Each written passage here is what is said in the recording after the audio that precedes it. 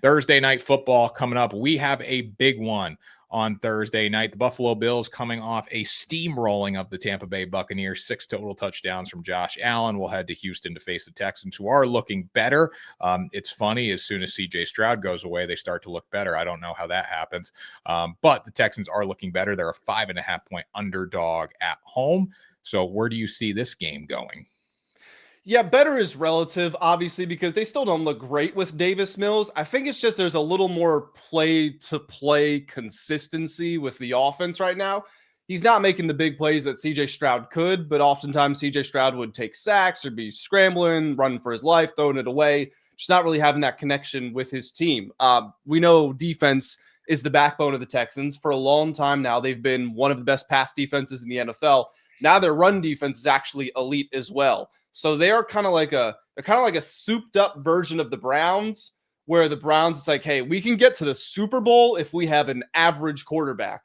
And they've just had the worst quarterback in the league every year. That's what it seems like with the Browns. Texans, a step ahead of that on the offense. Obviously, they're way more versatile. They can do a lot more, but that's their defense. Their defense is like begging, please, guys, give us some points, because we are holding basically every team under 20 points. Give us some support and we can win 12, 13, 14 games. So that's what the Texans are working towards. On the other side, the Bills, the problem with the NFL this season and trying to figure out where all the teams stack up is there's not been a dominant team. There's like a group of teams that you think are pretty good to really good, but there's no one really running away with it. Even the Broncos, who have the best record in the NFL right now, like, are you looking at them and saying, yeah, I trust Bo Nix to win me a Super Bowl? No.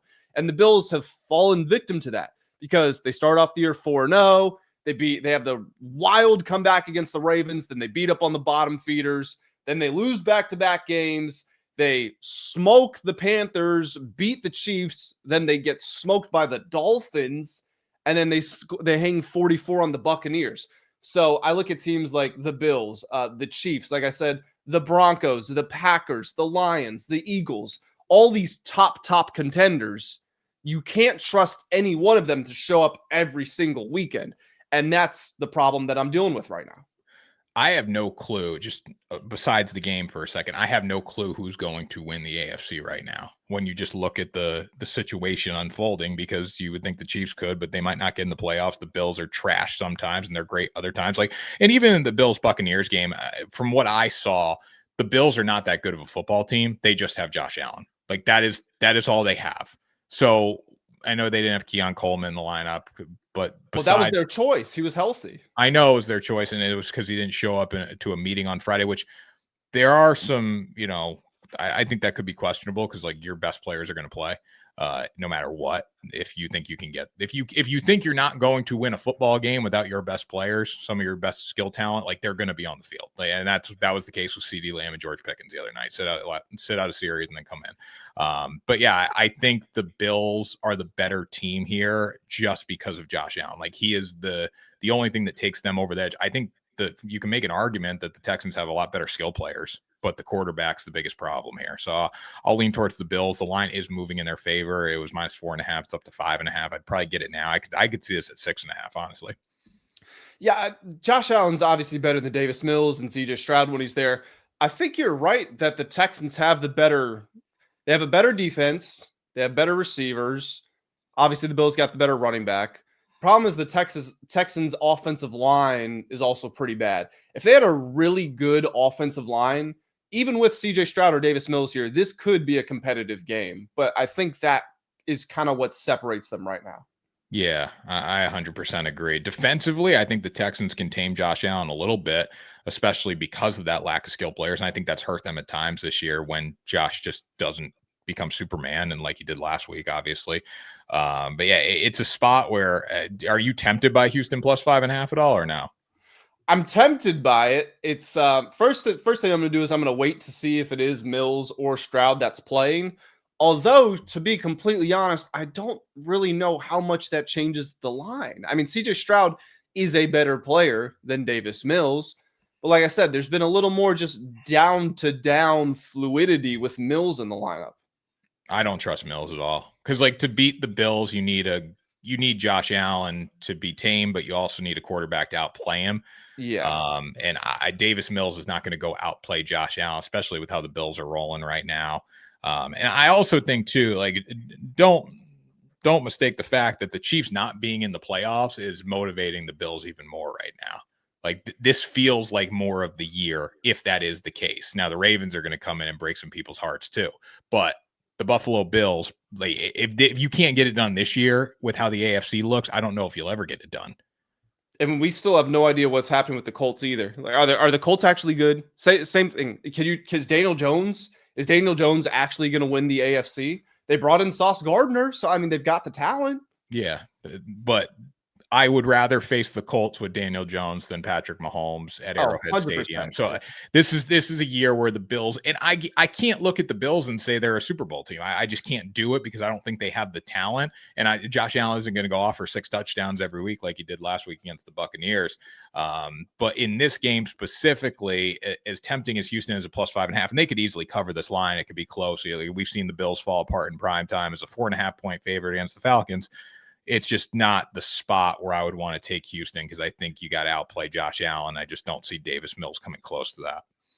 Yeah, I'm gonna side with the Bills at -5.5, but I think it's gonna be a sweat the entire time because I think the Texans could be winning 14-13, and then it's a fourth quarter touchdown that gets the Bills the win, or maybe it's like a 16-9. Like I think it's just gonna be one of those weird defensive games.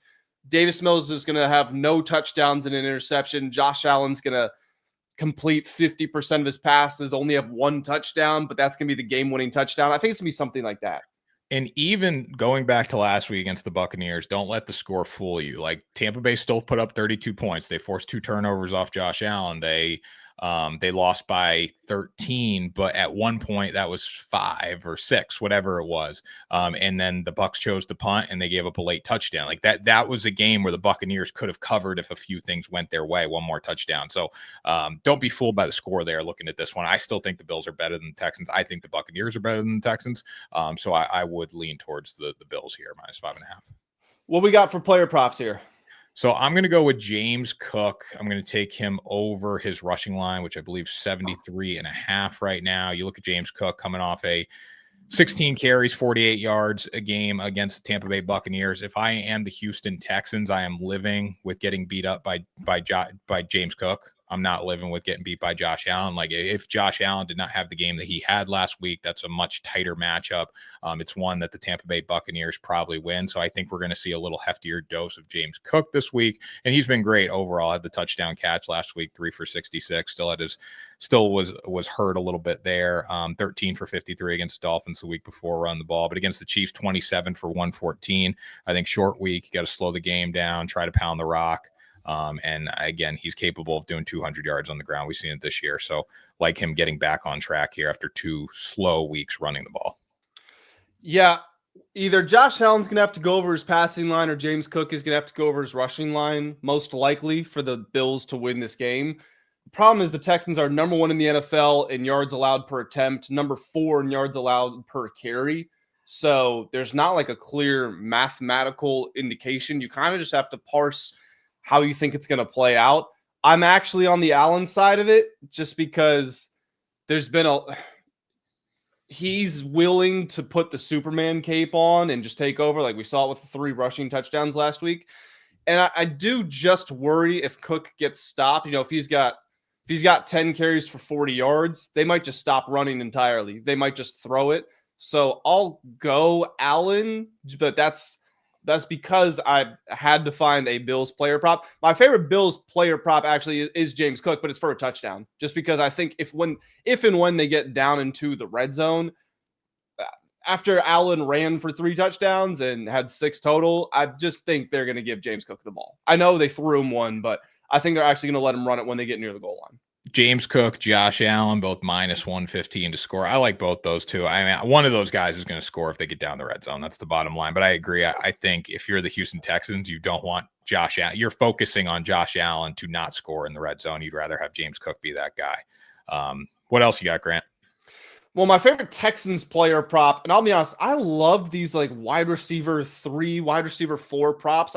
I've given out a couple of Troy Franklin props, for example, and they've come true on this show. So I'm going to go with Jaden Higgins over 27.5 receiving yards. Jaden Higgins is a 6'4" rookie receiver from Iowa State. He started the year not really being involved at all, but if you look at some of his recent numbers, so he has 4 catches for 55 yards last week, 5 for 42 and a touchdown the week before that. Only 1 for 4 the week before that, but it's 4 for 34 and a touchdown the week before that. Also, his targets in recent games, 7, 7, 1, 8. So he's on the field more. The ball is coming in his direction more often. He's 6'4". He can create obvious matchup issues, a good third down threat. So I just, this is 2 catches. The volume has been there lately, and so I like it. I like that too, Grant. I think that's a good play. My final player prop for this game, Sean Tucker goes off last week as the backup running back, 3 touchdowns. I'm going to go with Nick Chubb over his rushing line. If you want to sprinkle him to score a touchdown, go for it. But I'll take Nick Chubb over 20.5 as the backup running back this week. He's been close to this pretty much every week. Going back to October 20th, 5 for 16. Then he had 17 for 56 against the Niners, 11 for 34 against the Broncos, 5 for 47 against the Jags. And then last week, 3 for 17 against the Titans. Like, he's still putting up pretty nice numbers as a backup there. I think this is a spot where the Bills are susceptible to the ground game that we saw last week. If I'm Houston, I have Davis Mills playing quarterback. Maybe it's a little different because of how the Bills defend. Maybe they were more focused on Baker last week and they were willing to give up more on the ground. But if the Bills don't tighten up the run defense, I think there's going to be opportunities for Houston to run the ball here. So why not take a chance on a low line that he can hit in 2 carries? Yeah, the Bills allow the second most yards per carry in the NFL this season, 5.4. Only the New York Giants are worse. Yeah, so it's a spot where I absolutely love the backup running backs. And we'll keep the trend going. Sean Tucker delivers last week. Let's see if Nick Chubb can do it. It's amazing that the fall off of Nick Chubb after the injury. Like, this guy is still relevant.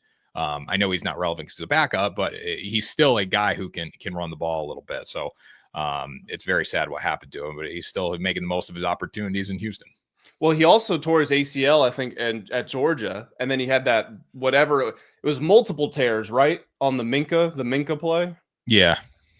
So the fact he's still out there balling, it's tough to do. Makes me think of what's next for Michael Penix, actually, because I don't know if you saw the reports, but it looks like he tore his ACL, and that would be his 3rd ACL tear at he's 25 years old. He's also not good at football.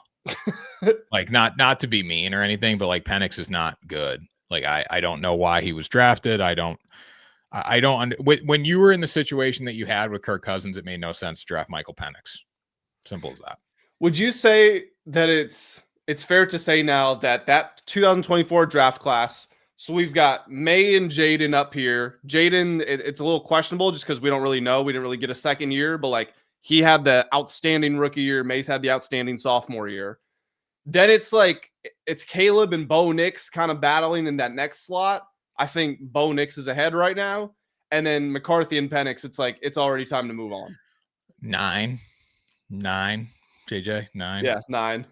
So I think this might trigger you a little bit, Grant, but I think Drake May is by far number 1, projecting number 1 and just because I don't trust Jaden to stay healthy. I don't trust. If we're bringing health into it, I get that. And Drake May is a prototypical NFL quarterback. Like, he needs to learn how to slide too. Trust me. But I think it would be him 1. Because of health, I'll put Bo Nix at 2 right now. I don't know what Jaden Daniels is going to do, and I'll put Jaden at 3. Because also too, Jaden's the kind of quarterback, and if you get some tape on him, like he came out of nowhere last year. All these guys come out of nowhere, but I'm worried about the health issues. I'm worried about Jaden needs to use his legs to be a successful quarterback in the NFL. Is he going to be able to do that? We're going to find out. I don't agree with you there. He I can use his legs. He can also be a pocket passer. He cannot be a straight pocket passer. He is Drake May is a pocket passer. That's not fully true though, because Drake May uses his legs too. Drake May does not have to run the ball in one time in a game to be successful. I think Jaden needs to use his legs on third down to be successful. I think it helps, but I think you're confusing him having that asset with him needing to do it. That's one of his biggest assets. It is, but he was also the best deep ball passer coming out of college. But he was playing in the SEC where his guys were just running straight open down the field against like bad competition sometimes.